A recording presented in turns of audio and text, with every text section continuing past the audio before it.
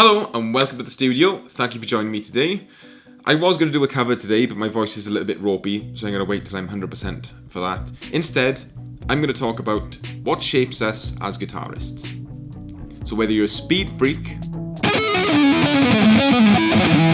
a feeler monkey,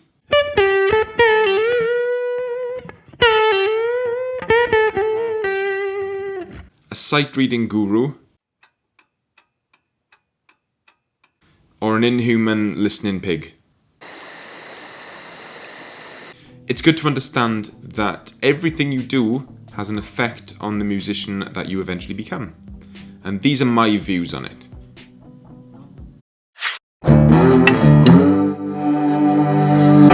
Now, as a little disclaimer, I just want to say that these are my personal opinions and nothing else. It's based on my experience and the experiences of my students that I've taught over the years as well. So with that being said, let's start right at the beginning. Now, your first influences are usually the reason why you play in the first place. It may be your favourite song was on the radio for a while and it had a guitar in it and you wanted to play. It could be a member of your family plays in a band or sings in a band.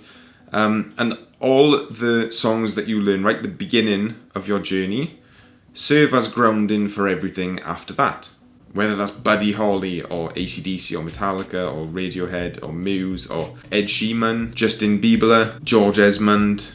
The first songs are going to be the ones that teach you the fundamental basics about chords, scales, rhythm, improvising, listening and theory. And it was exactly the same for me when I was learning.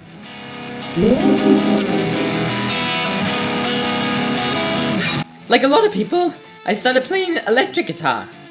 I played all my favourite songs. I played Metallica, Red Hot Chili Peppers, Foo Fighters, Blink-182, and Muse.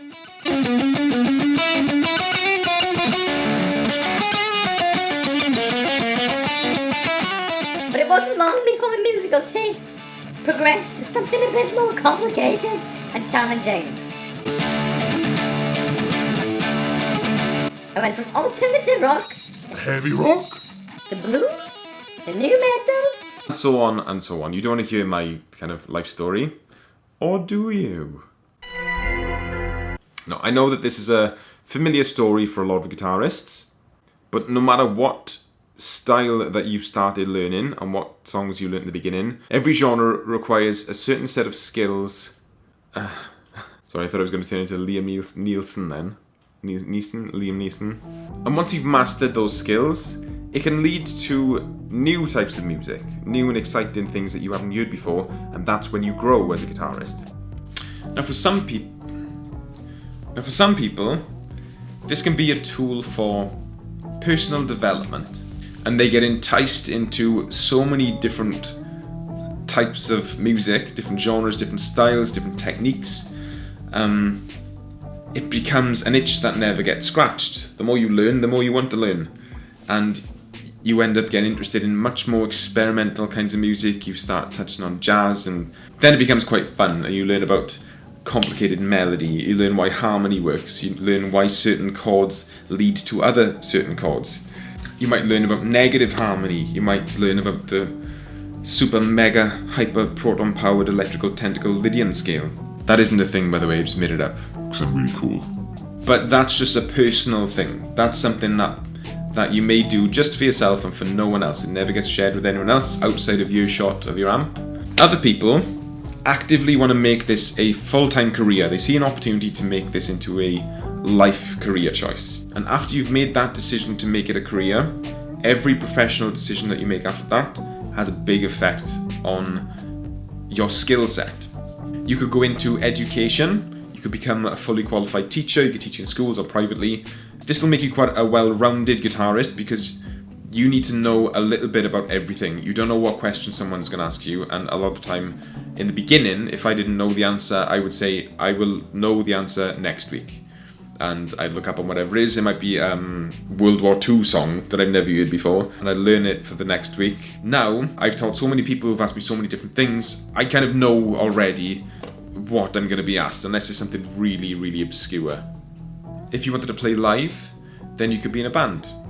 Now that will make you the kind of guitarist that knows about equipment. You know the best position for an amp, for a mic. You know how to set up a PA system. You know the basics of kind of sound design and sound engineering.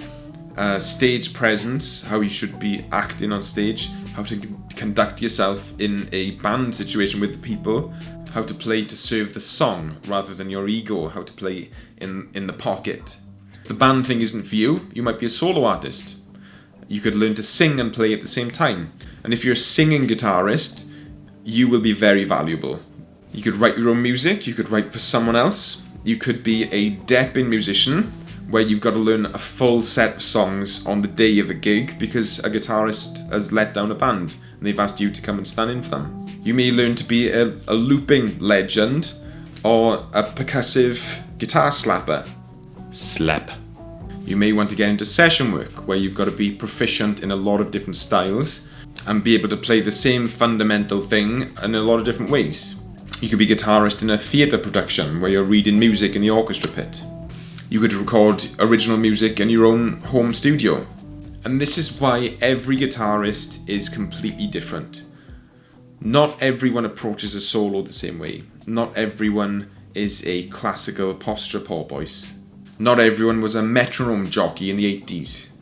In terms of my own personal skills as a guitarist, I've gone from this a purely electric guitarist who just blasts out as many notes as possible to a much more chilled out acoustic guitarist and singer. And because of that enticement into lots of different genres that I've explored, my style is a weird mix of Latin, jazz, and funk.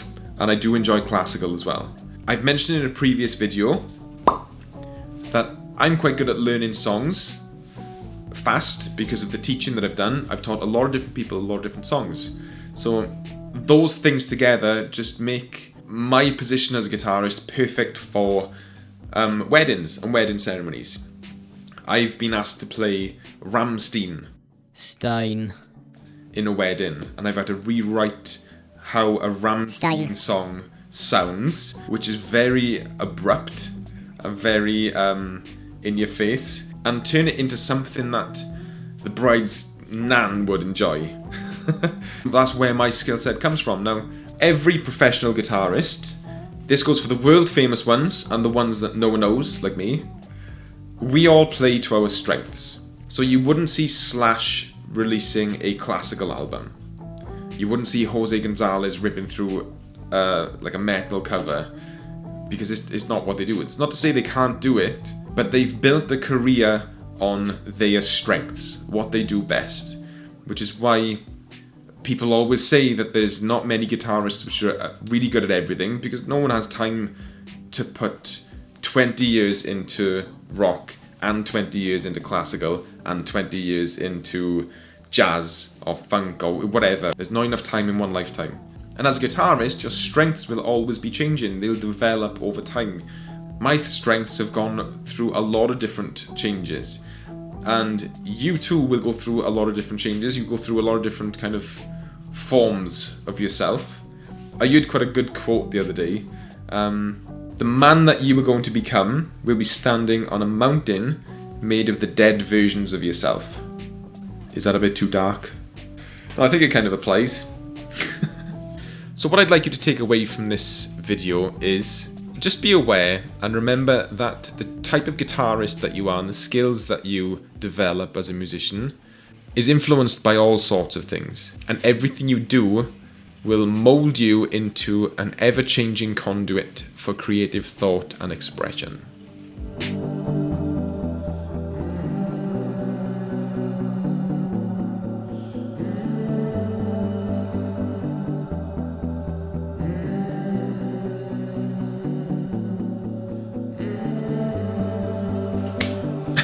Way too heavy.